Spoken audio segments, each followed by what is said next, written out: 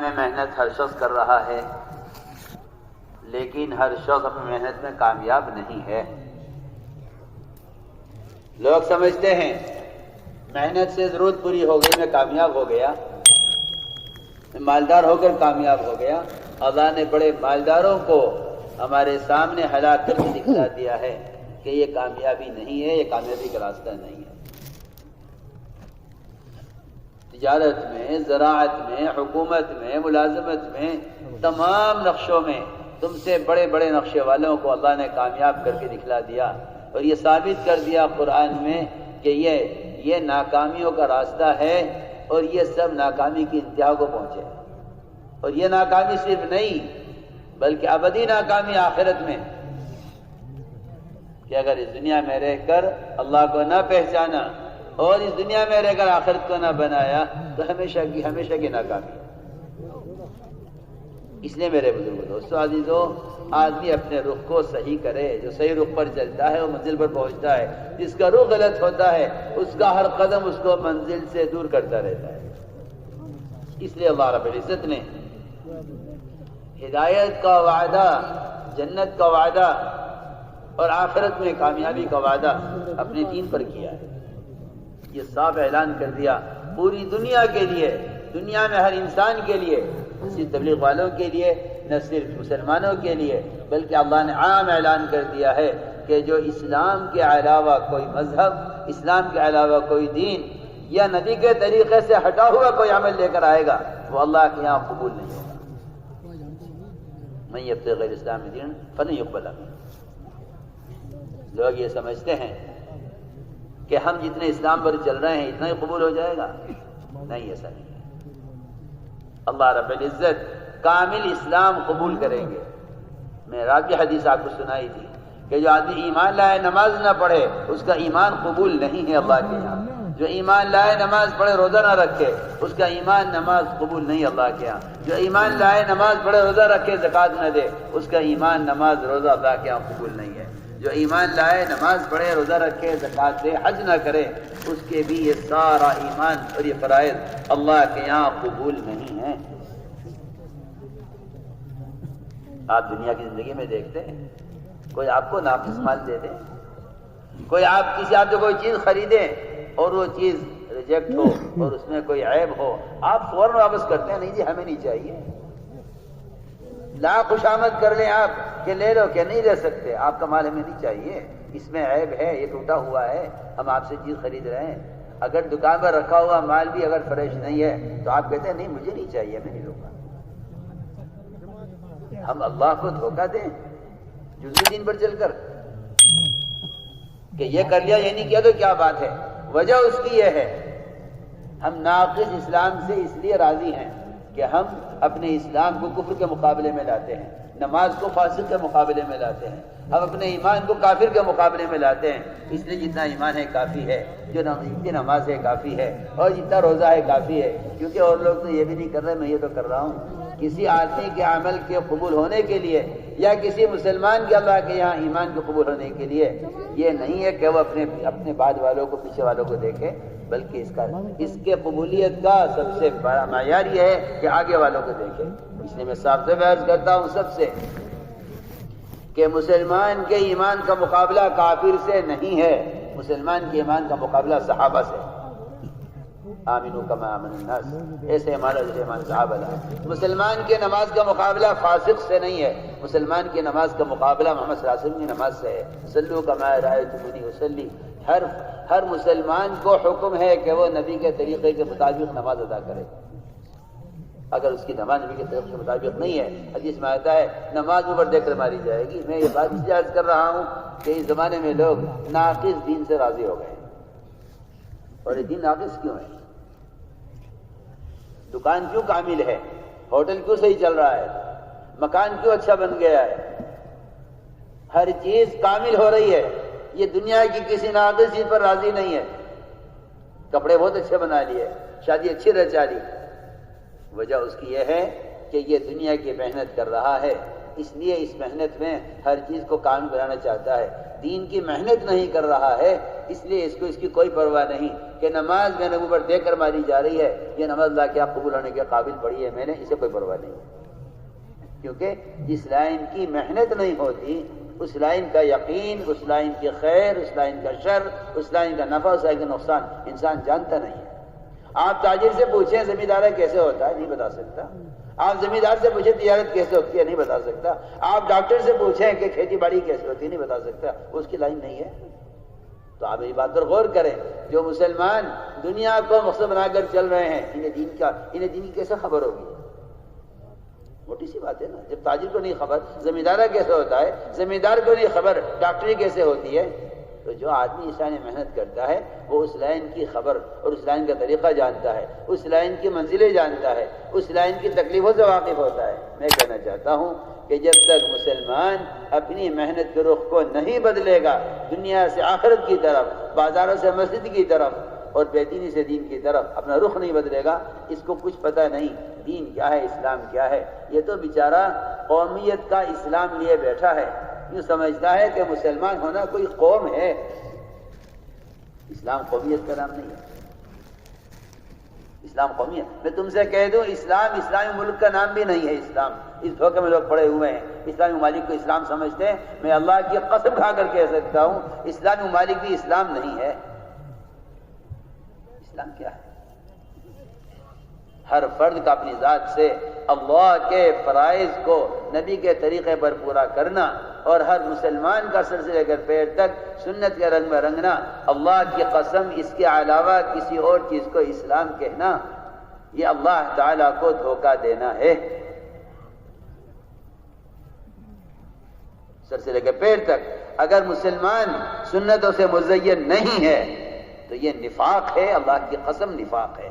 آپ میری بات کا انکار نہیں کر سکتے، آپ سمجھیں گے بڑی سخت بات ہے، میں کہتا ہوں اسے سخت بات کہنے کی ضرورت ہے۔ آپ کے ذہن میں اسلام ایک تصور ہے، آپ مسجد کو دیکھ کے اسلام سمجھتے ہیں، آپ بیت اللہ کو دیکھ کے اسے اسلام سمجھتے ہیں؟ نہیں۔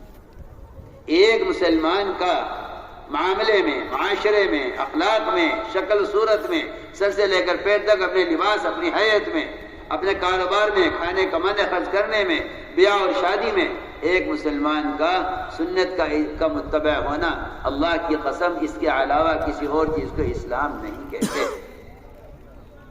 وہ تو یہ پتہ چلے گا قیامت میں، جب حضور اکرم صلی اللہ علیہ وسلم کہیں گے اے اللہ میری امت میری امت، اللہ فرمائیں گے نہیں تمہیں نہیں خبر، یہ تمہاری امت نہیں ہے، انہوں نے تمہارے بعد کیا کیا حرکتیں کی ہیں، تمہارے طریقوں کیسے بدلا ہے، اور تمہارے حلیے کو کیسے چھوڑا ہے، اور تمہاری سنت کو کیسے مٹایا ہے۔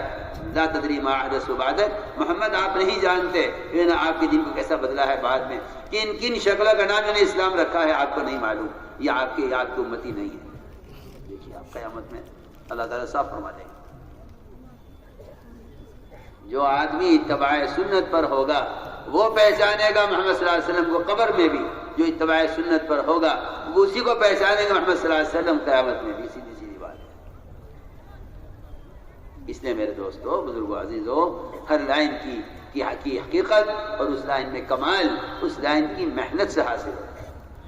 اس لیے ہم عرض کرتے ہیں کہ سب سے پہلا کام یہ ہے اپنی محنت کے رخ کو بدلو۔ تجارت سے، زراعت سے، سیاست سے، حکومت سے، ان دنیا کے نقشے چلانے سے نہ کبھی ہدایت ملے گی، نہ کبھی ہدایت کسی کو ملی ہے۔ ہدایت جو ملے گی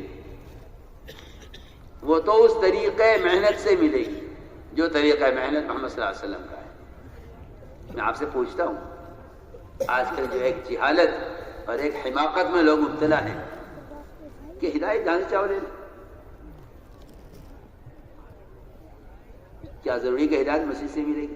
کیا ضروری ہے کہ ہدایت اور علم علماء کی صحبت سے ہی ملے گا؟ کیا ضروری ہے؟ جہاں سے چاہو لے لیں۔ میں پوچھتا ہوں آپ سے، جوتا گٹھوانا ہو، سونار کی دکان پر، لوہار کی دکان پر، کسی گوشت والے کی دکان پر چلے جاؤ، آپ کے جوتا گٹ جائے گا؟ گاٹ دے گا جوتا کوئی؟ آپ کو جوتا کاٹنے کے لیے موچی کی دکان پر ہی آنا پڑے گا۔ آپ کے گھر میں وہ سوئی نہیں ہے جو سوئی جوتے کو کاٹتی ہے، وہ سوئی صرف موچی کے پاس ملے گی۔ کہاں جا رہے جی جوتا لے کے؟ موچی کے کیوں جا رہے موچی کے پاس؟ اتنے بڑے آدمی، جوتا ٹوٹ گیا ہے۔ میں تم سے پوچھتا ہوں تم علاج کے لیے کسی گوشت دکان پہ چلے جاؤ، کہا اسپتال جاؤ. دنیا کے معمولی کام اپنے ٹھیے کے بغیر نہیں ہوتے، تو اللہ کا دین اور ہدایت یہ اللہ کے گھر کے بغیر کیسے حاصل ہو جائے؟ سوچو تو صحیح.